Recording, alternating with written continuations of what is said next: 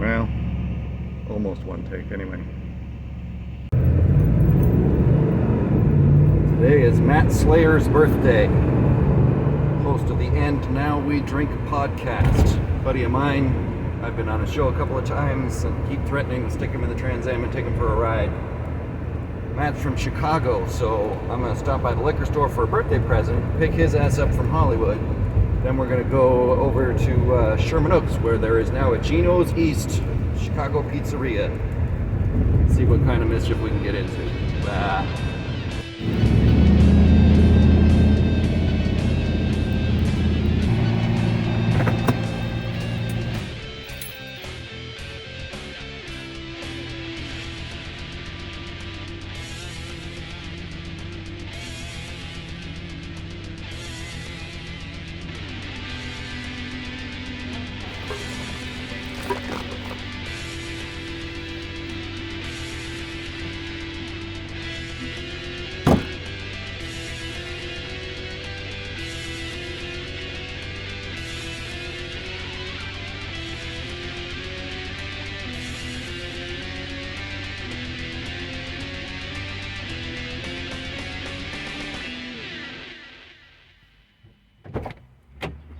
What up?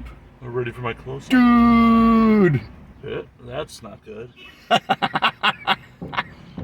We're keeping that. Nobody's in frame and the thing moves around a lot. We got all the production quality you'd expect from like 1999 YouTube. Well, happy birthday, man! Thank you. How many times around the sun is this? Am I supposed to admit that on the internet? I thought we were supposed don't got to. be perpetually youthful here in Los Angeles. Excellent point. So that's 23. That's right. I've been drinking illegally and attending AVNs underage for over a decade. Excellent. Because we're all children. I mean, just mentally. Well, for sure. Literally, just had a podcast guest on last night where she was complaining about the gossip in the industry. I'm like, you know this is high school where people fuck, right? We're all teenagers. Like, if you go to AVN, it is like the worst prom experience of your life. And the best part is, half the talent is actually dressed in prom dresses. Yeah, it's hilarious. It's our prom. It's our prom. And every 5 feet and every 5 minutes, you're either king of the world or a fucking nobody. People you didn't think knew your name will come up and give you a big old hug and tell you how awesome you are. And people you thought you were good friends with, like, Matt who? Motherfucker. See, this is why I just sit in the media room with a lot of alcohol. People come to me. There you go, see? Apparently it is National Pizza Day. Today's National Pizza Day? According to my phone. Son of a bitch. Alright, we're gonna take surface streets because Hollywood. Pretty. Cool. National Pizza Day. Well, then it's appropriate that both of you were born on this day and we're gonna go get some pizza. Exactly. And, you know, what is probably going to be my eventual cause of death. Sure. Cheesy goodness. Not a heart attack, you're just gonna be beaten to death with a pizza box or something, right? Is that what I mean, I was probably just going to be burned alive with scalding cheese. But there you go, yeah. yeah, that's right. I'm just saying ridiculous shit on your show today. That's what we're here for, man. I hope so.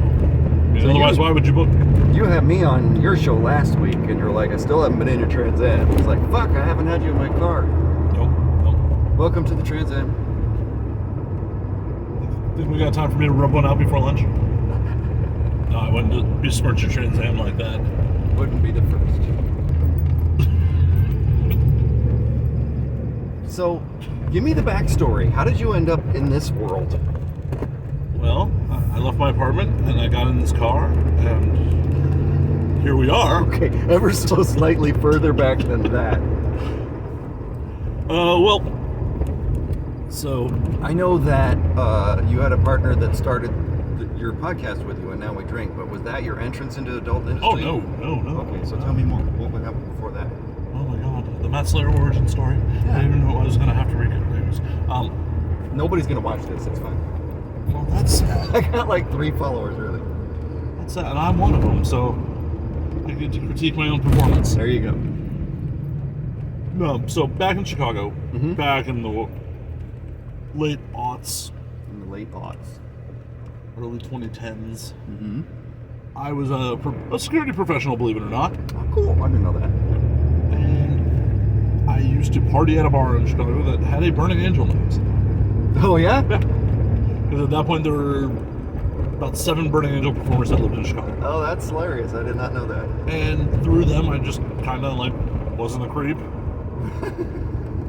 And met people, just kind of networked, met people. And I ended up meeting Tegan Presley and her husband at the time.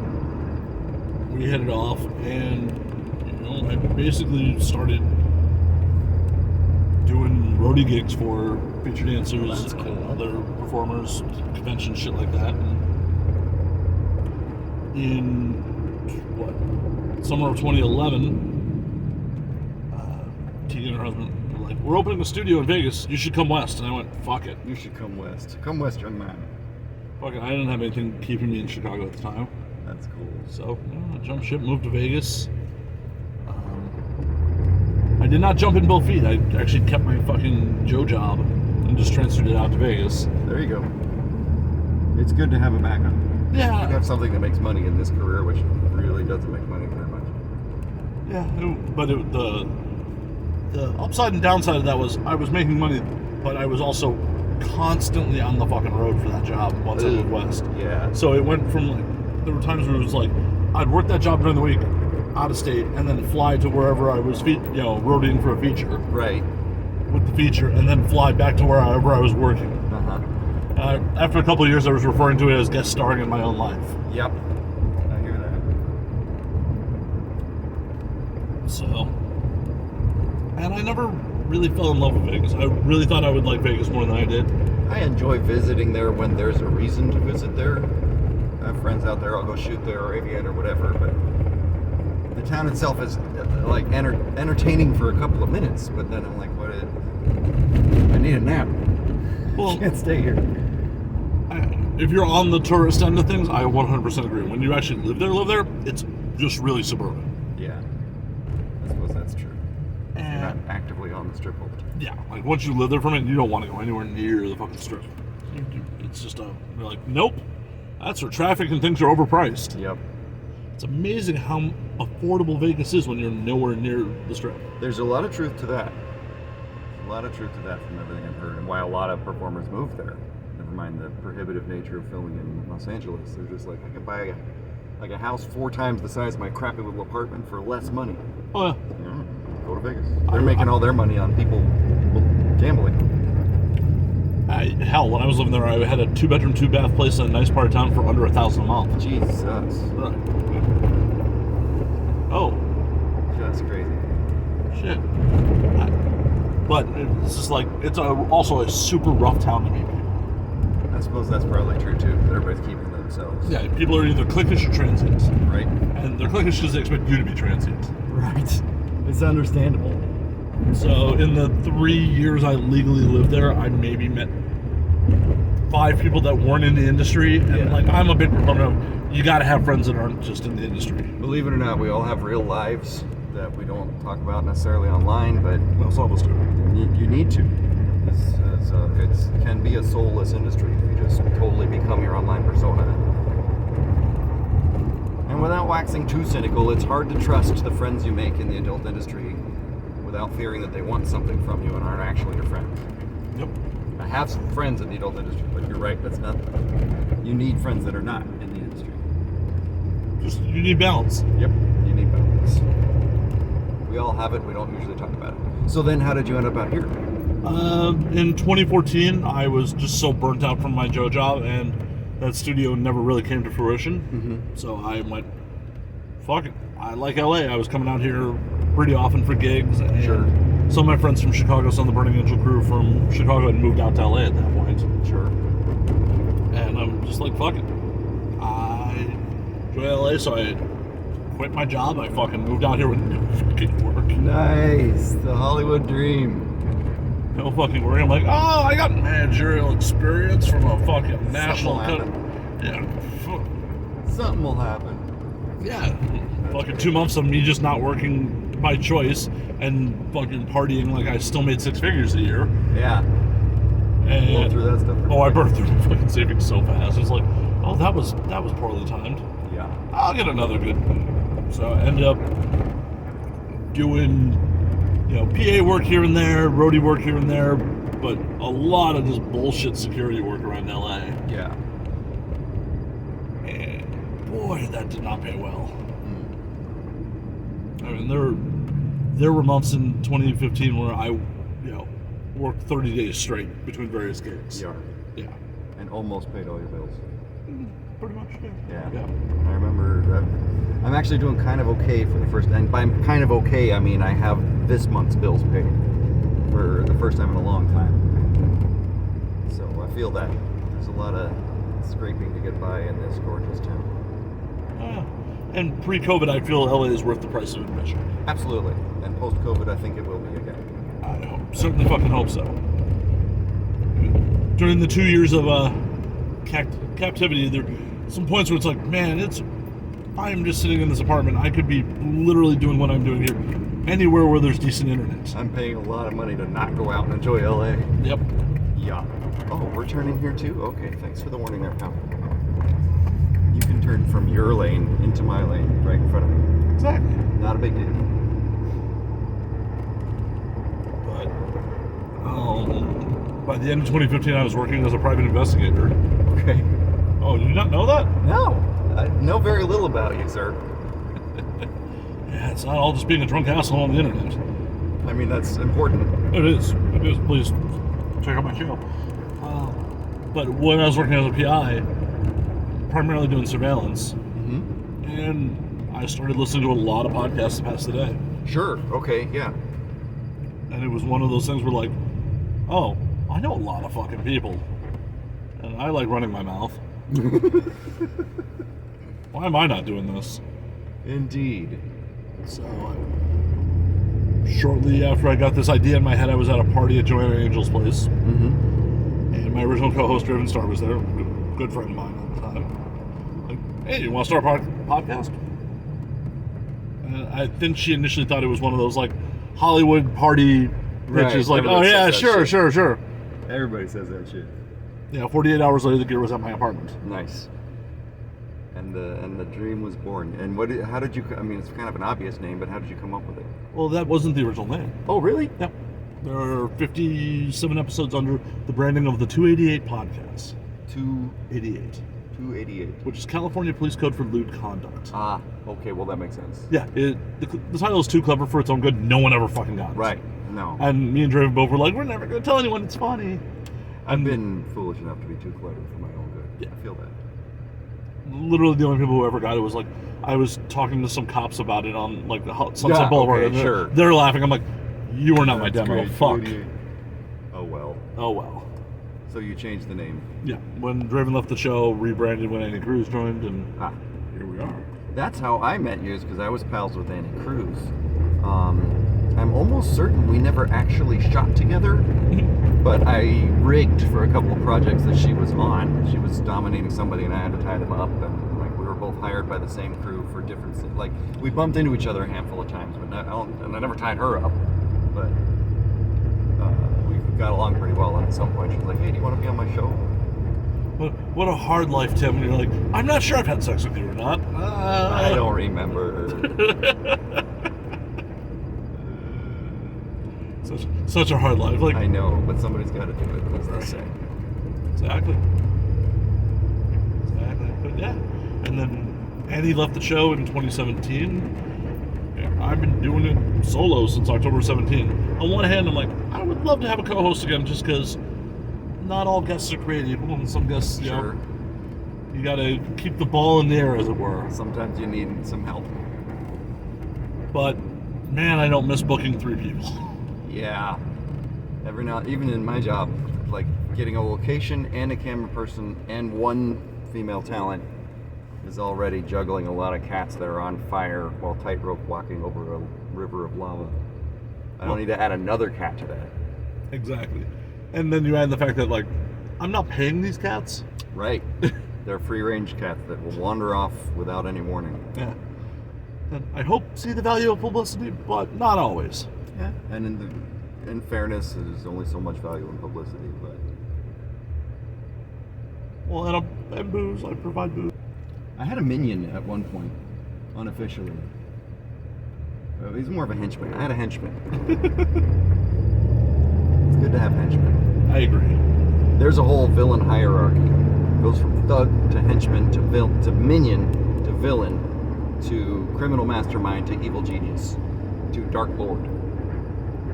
I'm just villain. I'm not even like halfway up the food chain yet. One day. I have low aspirations. I just want to get to keep doing my thing.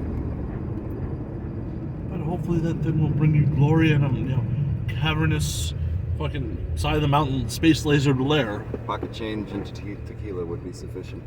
I'd be fine with that. Stay humble. It's fine. It's weird. Well, that's that AVN thing. It's like every now and then I feel like a fucking nobody because I'm just a fetish performer, a male dom talent, which is pretty fucking low on the totem pole. On the other hand, I look around the room and like all the A-list, every booth, there's an A-list talent that I've worked with. Like, I guess I actually do have some notoriety. Yeah, I'm sure there's somebody who's telling like, did I work with you? I don't even remember. Shit. You're the one big time in them. Right? I'm sure every time someone is on set with you, it's memorable for them, even though you may not remember. I would hope so, and I remember most of it. Most, but not all. It's been a while. It's been 26 years. Right? Well, April it'll be 26 years. There's performers that are performing these days that weren't even born yet. Oh man, that was a weird milestone. Like, I've been shooting porn longer than you've been breathing. That was a weird milestone. Okay, it's around here somewhere. It's on the left. There it is. Gino's East. So I've been to Chicago a handful of times. I fucking love Chicago. I love that town. I've been into downtown for a couple of different conventions or private visits or whatever. But I'm like connoisseur trying to find the thing. So everybody's very much adamantly either a Gino's East or a Illuminati's or a, what's the Giordano's. Those are like the three big brands. Right. And everybody, but it feels like a Taco Bell versus Del Taco argument. Like you just grew up with that one. I didn't detect that much difference. No, there's definitely differences. Oh my God, there's definitely differences. So this is why I need you in the car. You can tell me. Look at that, specialty pizzas, Chicago food. Yeah. Chicago food. I have a Chicago native to lead me through this thing. So for those who don't know, the best kept secret of Chicago is not the deep dish, but the tavern style, square cut, thin crust, crunchy pizza. This is what you learn when you have lunch with Matt Slayer. Appetizers are over. It is time for lunch. Okay, here's what happens. We unlock the car, in theory. Oh, it unlocked. Then we go to the trunk. Come to the trunk, sir. Oh no. There are 3 items in the bottom right side of the trunk. One of them's for you. See if you can guess which one.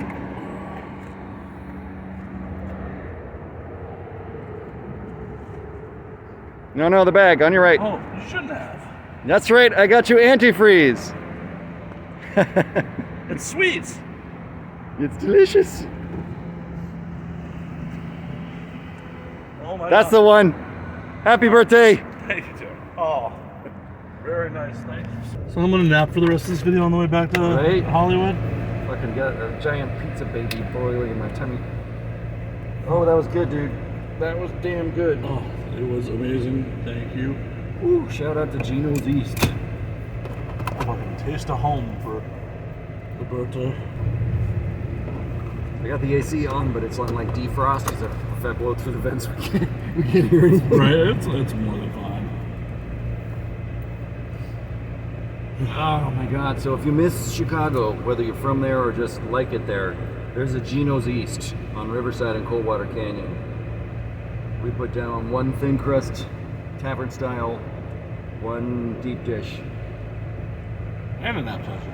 and an appetizer. Some badass Brussels sprouts, fried in bacon like they should be. It was mostly bacon with a Brussels sprout garnish. Yeah, it was kind of, it wasn't a Brussels sprout sandwich or salad so much as a slabs of bacon. I'm so full, Tim. I'm so full. That was righteous though. We put down 2 pizzas. You had 2 beers. That's like a loaf of bread. Like most of LA. And then the guy's like, "You want to finish that off with a big old brownie and 2 scoops of ice cream and some Sunday sauce and shit?" I'm like, no, thank you. I mean, only if you want me to ship myself into restaurants. Right? Like, is that we would have reached max capacity at that point. Yeah, things are gonna start falling out. What are we doing here? Just another person not knowing how to fucking drive. It's a parade. Yeah, in your show, in the second hour, the alcohol hits and the conversation gets really, really interesting. In my show, in the second hour, the carbs hit the stomach and we just don't make any sense at all anymore. I don't think I made sense to begin with. I'm just gonna run this red light. How's that? That was yellow. It was tinted. Yellow when you left the crosswalk, that's all that fucking matters. We've got some congestion. A little bit. These threes have nasal allergies. So the audience gets to put up with more of my bullshit. Yeah, interview goes on. You guys missed some amazing pizza. That was really, really something. We tried to give it to the phone, but it just made a mess. Yeah, it was really good though. So, Yeah, I was telling you, you try to be a connoisseur in life of what is the good stuff to eat, and the best Philly cheesesteak sandwich I've ever had in my life is here in the Valley. And my first one was in Philadelphia. I've had legit Philly cheesesteak sandwiches in this place. When you went to Philly, was it Pat's or Gino's? I believe it was Gino's, but honestly, I don't remember anymore. A lot on the outside. I know I ate at Gino. I know I ate it at Gino's, but I don't remember if that was my first sandwich. Okay. I remember the sausage sandwich being not what I wanted to eat. I had one, but I'm like, Nah, you gotta get like the traditional Philly. The Philly cheesesteak sandwich, just an incredible thing. But yeah, there's one here in the Valley. It's just as good as anything I've ever had. So have you ever had an Italian beef? Like Chicago style Italian beef? I don't think so. I don't think I have. You need to remedy that. All right. So it's, That'll be for the sequel. Whenever it's safe to go places and do stuff again, maybe there'll be a convention or something in Chicago, and we'll go together. Oh. That'd be a hell of a trip. You come with me to an Exotica Chicago, pack your spare liver, because we'll be doing some drinking. The bars are open till 4 a.m. or 5 a.m. in Chicago. I had a hard time finding good tequila. It's not really a tequila town. I respect that. It's a whiskey town. But I did find some. But I had to find a kind of an out-of-the-way mom-and-pop bar, which was way cheaper. Like I got the best booze I got that trip was nowhere near downtown Chicago, and way less expensive. Well, in all reality, unless you're a tourist, there's no reason to be in downtown Chicago. It's gorgeous, and I'm a tourist. And like these buildings, every day I walked along the Riverwalk and stared at the architecture and the river, and this is incredible. I love this town. But you don't. When's the last time you just walked Hollywood Boulevard just because you live in Hollywood? We don't do that unless we're taking someone there. I mean, I do to go to the bar. I very, very regularly walk the Walk of Fame to walk to a bar.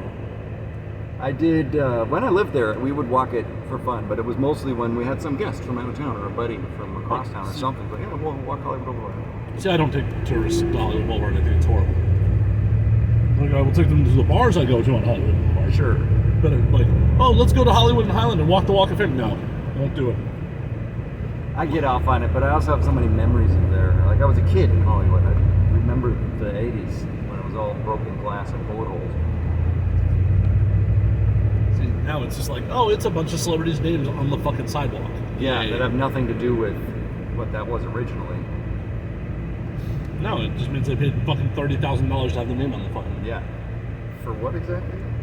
Have your name immortalized in the sidewalk. Yeah, but like, what did you do? Reality TV? I think we should take a collection and get a Tim Woodman star put on Hollywood Boulevard. It's only 30 minutes. I'd settle for a Photoshop for. It's not so much fun. People can't walk on you all the time. That's true. That's not really among my fetishes, but I'd make an exception. Well, it's a virtual. It's fine. If I ever got famous enough that I ended up on the Walk of Fame, I 100% would spend the money on the Scuzzy and by Gower. Yeah, or right outside of one of the stripper bars. Right in front of Deja Vu. Yeah. I used to be intimately familiar with all the stripper bars in Hollywood. That's where I went all the time.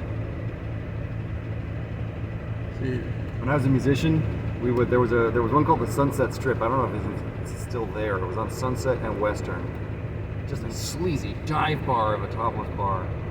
But we'd go there after rehearsal, and we just tell our girlfriends that we're having an office meeting. We're going to the office. We just call that the office. We had audition singers there and stuff. You can't hang out with us at the stripper bar. You can't be part of the band. Yeah, all that's pretty much left in that part of Hollywood is Jumbos and Cheetahs. I remember them. Not my first choice. Jumbos is amazing. Come on. Specifically Cheetahs. Not my first choice. I have only ever gone to Cheetahs for when they were taping This Is Not Happening. Like, that's amazing that they're like doing a Comedy Central comedy show in Cheetahs. Like, the comedians are performing in the round in a strip club. Yeah, that's great. I enjoyed that. If you have a cynical or sardonic sense of humor, there is much to enjoy about Hollywood. If you don't, you just shouldn't go there. Thankfully, I do have a cynical sense of humor. I've somewhat noticed this about you. I think most people have.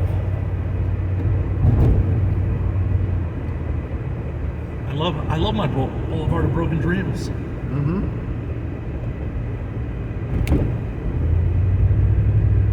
It's an amazing place, you know. You may meet your next ex-wife or your next drug dealer. You never know. Or the same person. Exactly. One and the same. That's economizing. That's economizing. That shit happens very randomly, so you need to fucking enjoy life while you can. Stuff yourself a pizza till you're uncomfortable. So if you're gonna go to the pizza place, eat the whole fucking pizza. Right? I do not suffer leftovers to live. Not where pizza's concerned. Chinese food is better the next day, sure. Indian food, yeah, hell yeah. Order that in bulk and eat it for a week. And leftover pizza is delicious, it just never happens where I am. Sorry, dear audiences, just watching me like groan uncomfortably. And you know I'm not editing that out. That's fun. I'm keeping every burp and like, I did this to myself. I regret nothing. Put that on my tombstone. I regret nothing.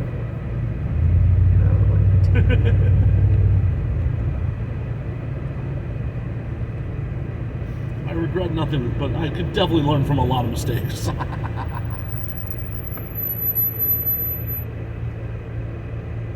It's okay to live life with no regrets, but it's real bad to live life without learning from what you... If you keep making the same mistake, you should start to regret that, yeah. Car's on the verge of... My car's always on the verge of overheating.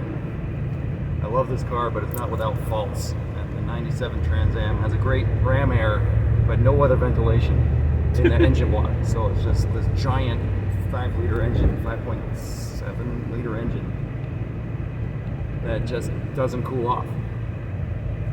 Not so great for California. No. Detroit, where it gets cold. Awesome. Yeah, winter, no problem, but on its like upper 80s today. The thermometer's like, dude, can we stop? Please? You're killing me here. See, it's upper 80s in fucking February. This is part of the reason I live here. That's one of the main reasons. Is the weather is so nice. One of my friends who's back in Chicago posted something about like, you know, summer is only sweet after tasting the harshness of winter. I'm like, nope, you're wrong. No. You're just wrong. No, summer's always sweet. I love Los Angeles winter. It's like 2 weeks of somewhat rainy. Yeah, somewhat rainy in the 50s.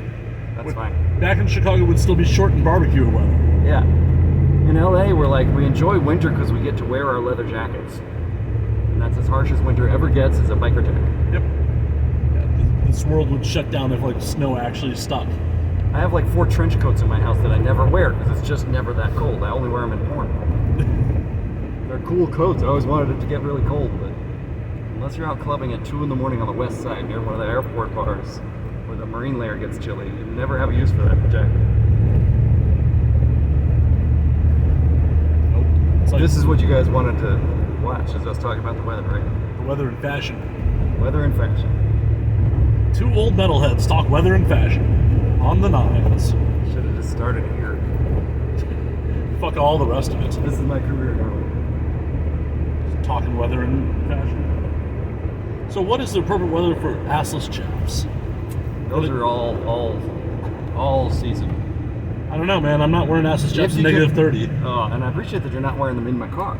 But I thought you clean up. It's fine. Yeah, but I'm in here right now. Ouch. That's body shaming. A little bit. I'm just saying, if you have the ass for the assless chaps, they're never out of fashion. Well, maybe I do. Maybe you do. I've not actually spent a lot of time checking out from her. I'll admit that. I'm just hurt now. Yeah. Just hurt. I have a fine posterior. Everyone should check it out. You heard it here first. Yes, you did hear it here first. I don't think I've ever made that claim in my life.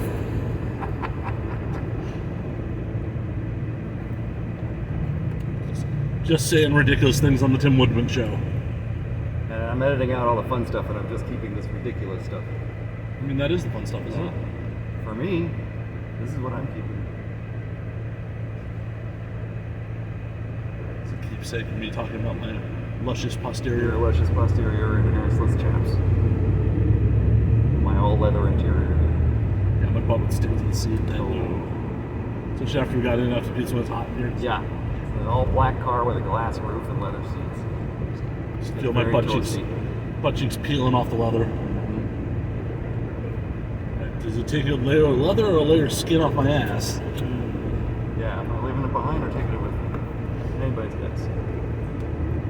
Nobody wants that. Probably not. I don't want to pay too much detailing bill. Well, this has been fun, sir. I hope you have a great rest of your birthday.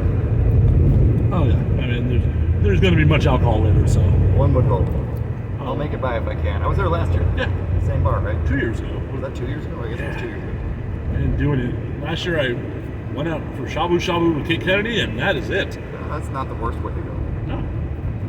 We're getting close enough to Hollywood. I want people backtracking your address, so we'll turn this off now. Thanks again for coming over. Oh, my pleasure. It's been a lot of fun. Thanks for sitting with me at Gino's East and putting down inordinate amounts of pizza. My pleasure. Thank you again for taking me out for my birthday on National Pizza Day. On National Pizza Day, no less. So if you're not familiar with it, Matt Slayer hosts And Now We Drink podcast. You should check it out. It's lots of good times and fun. It is available wherever you get podcasts. We have a YouTube channel as well. There you go. At youtube.com/nowwedrink. I have a Patreon. I'm fucking shameless in this motherfucker. Be shameless. Patreon is home to exclusive content of like my random musings and videos, exclusive and Now We Drink content, all sorts of stuff at patreon.com/Matt Slayer. I actually should be posting a new photo set of me just dicking around with my camera. It'll be up by the time I produce this, probably. Definitely. And Tim can attest, it was a fun photo set. Yeah, those look great. All right, you guys. We will catch you next time on Pornstar DriveThru.